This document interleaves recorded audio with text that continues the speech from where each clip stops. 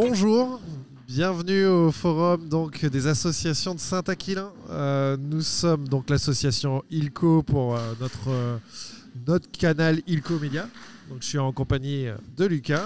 Bonjour. Et donc on fait passer aujourd'hui diverses associations présentes à cette occasion pour qu'elles puissent se présenter. Et nous commençons avec une association que nous avons un peu l'habitude de croiser, mais qui a toujours plein de choses à nous raconter. Ce sont les patrimoniales du Salambre. Et donc nous avons avec nous, je vais vous laisser vous présenter. Alors Jean-Marie Bourlan, coprésident de cette association pour représenter l'une de ces trois communes, en l'occurrence Saint-Germain, puisque dans cette association, il y a les trois communes principales de la vallée du Salambre, à savoir Saint-Aquilin, Chanterac et Saint-Germain. Et chacune d'elles est représentée par un président. Ok, accompagné donc Serge Larécharlu, donc vice-président pour la commune de Chanterac. D'accord. Donc, les patrimoniales du Salambre. Qu'est-ce que vous faites, même si dans l'intitulé, on se doute un petit peu. Mais racontez-nous votre action au quotidien, vos objectifs. Nous fonctionnons depuis à peu près 12 ans. À tour de rôle, chaque année, c'est l'une des trois communes qui est concernée, avec toute une série d'activités dont le point d'orgue reste le week-end des patrimoniales, qui est toujours fin septembre ou début octobre, avec un thème annuel. La volonté de le mettre à cette époque de l'année est une volonté réelle, c'est-à-dire nous voulons intéresser les populations vivant en permanence dans la vallée du Salambre. Et nous avons une importante action sur les écoles, mais peut-être que Jean-Marie veut en dire un mot. Alors oui, effectivement, cette édition annuelle est composée de deux conférences, comme vous l'a dit Serge, sur un thème bien précis, qui change tous les ans. Une randonnée, on ne va pas appeler ça une balade commentée, toujours sur le thème, si possible sur le thème en question, dans la commune haute. Et un repas le samedi soir, toujours si possible dans le thème, ainsi qu'une œuvre, ce qu'on appelle une œuvre pérenne, qui est offerte à la commune haute. Par exemple, cette année, il y a 8 jours de ça, le thème étant la vigne et le vin. L'œuvre pérenne était la plantation de 4 ou 5 pieds de vigne par les élèves de l'école. Et ce qui nous permet chaque année de nous impliquer, de faire faire une intervention auprès de cette école-là sur ce thème choisi. Donc cette année, il y a eu la décoration de la salle qui a été faite par les élèves, et surtout cette plantation qui était très symbolique mais qui a été très appréciée.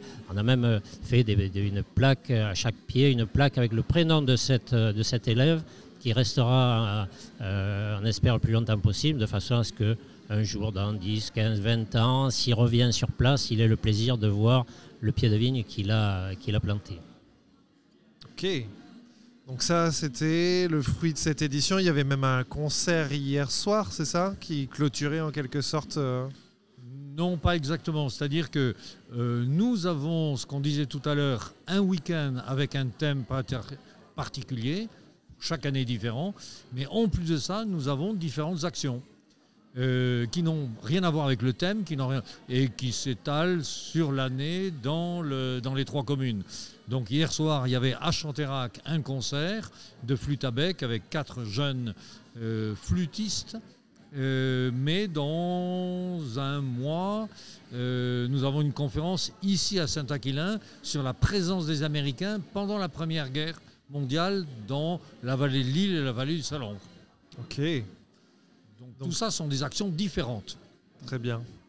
Et donc là, on commence à engager sur ce qui va se passer dans un mois. Est-ce qu'il y a également une projection déjà connue sur le thème de l'année suivante, peut-être? Ou des fois, c'est des secrets, hein, mais on aime bien les exclusivités, nous. Tout à fait, oui. Mais pour en finir avec 2023, dans très peu de temps, c'est-à-dire le 12 octobre, on va avoir une conférence au Centre Multimédia de Neuvic sur un travail que l'on a fait en 2022, un travail bien précis, concernant un hypothétique passage à gué que l'on a découvert il y a une vingtaine d'années. On a découvert des pierres et en se penchant dessus cette année, au sens propre comme au sens figuré, on a pu s'apercevoir que ces pierres étaient très très anciennes. Et on a fait un gros travail sur cet éventuel passage. C'est même pas un éventuel, c'est un réel passage à gué à ce niveau-là, qui permettait de traverser par une voie très importante, voire même un carrefour à ce niveau de la Dordogne. Pour 2024, le thème choisi sera le maquis, parce que 2024 sera le 80e anniversaire du massacre d'Espinasse et de celui de Virolles sur la commune de Saint-Étienne-de-Picorbier. Donc on va essayer de fédérer les autres associations concernant le patrimoine sur ce thème commun. Et là, pour 2024, c'est déjà bien sur les rails, tout est calé, il n'y a aucun problème. Il y aura d'autres activités concernant les patrimoniales, faites par les patrimoniales, mais pour le moment, on travaille sur le programme. Mais tout ça sera diffusé très rapidement sur notre site internet ou par voie de presse, de réseaux sociaux, autres. Ok. Pour un jeune, quand on vous adressez, je sais un petit peu, il y a cette intention de s'adresser à la jeunesse. Vous avez parlé des scolaires. Quand vous voyez des jeunes comme ceux présents en face de vous, je ne vais pas parler de moi, comment est-ce que vous vous projetez ? Quel est l'enjeu pour vous ? Quel est le message à dire à cette jeunesse ? À mon sens, le message est très simple. C'est-à-dire que tout le monde en a plein la bouche avec le vivre ensemble. Et le vivre ensemble, c'est bien. Mais ça reste un vœu pieux tant qu'on ne va pas persuader les enfants qui habitent dans un village qu'ils ont un grand intérêt à vivre dans leur village pour telle particularité. Et c'est ce que nous faisons dans les écoles où nous travaillons avec les classes en leur faisant découvrir leur village. Ouais. Est-ce que vous avez déjà eu des actions avec, parce que là vous parlez du coup des écoles élémentaires, est-ce que vous avez déjà eu des actions peut-être avec des collèges ? Oui, Tout à fait, oui. aussi. Et c'est, à mon sens, un petit peu plus difficile parce que à partir de 13 ans, 14 ans, il y a d'autres éléments qui interviennent dans l'existence de ces jeunes.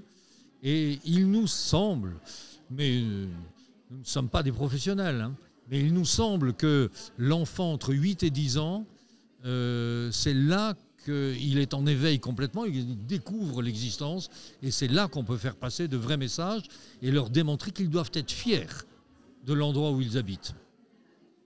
Ok. Et parmi les adhérents qu'il y a dans l'association, est-ce qu'il y a des jeunes du coup qui participent sur l'organisation au préalable des événements ou alors pendant les événements ? Pas beaucoup, mais il va y en avoir beaucoup bientôt. Ok. Grâce à cette vidéo. Exactement. Mais toujours est-il que après avoir vu cette vidéo, il faut qu'ils sachent comment vous contacter. Donc comment on fait pour entrer en lien avec vous au quotidien ? Alors j'imagine bien sûr à travers les événements que vous organisez, mais quels sont les canaux de communication que vous utilisez ? Alors au niveau de la communication, on part de très loin, parce qu'en 10 ans, on va dire qu'on a piétiné sur un site internet, on a quasiment ignoré les réseaux sociaux. Bon là depuis 2 ans on y travaille, enfin depuis un an on y travaille. On est sur le point d'aboutir à une page Facebook qui aura le mérite d'être efficace, je l'espère. Le site internet aussi, mais c'est pas où je vais l'apprendre, c'est un travail de professionnel et c'est pas vraiment notre job à nous, donc on va se faire aider. On a sollicité une étudiante de la chambre de commerce qui va commencer là courant octobre.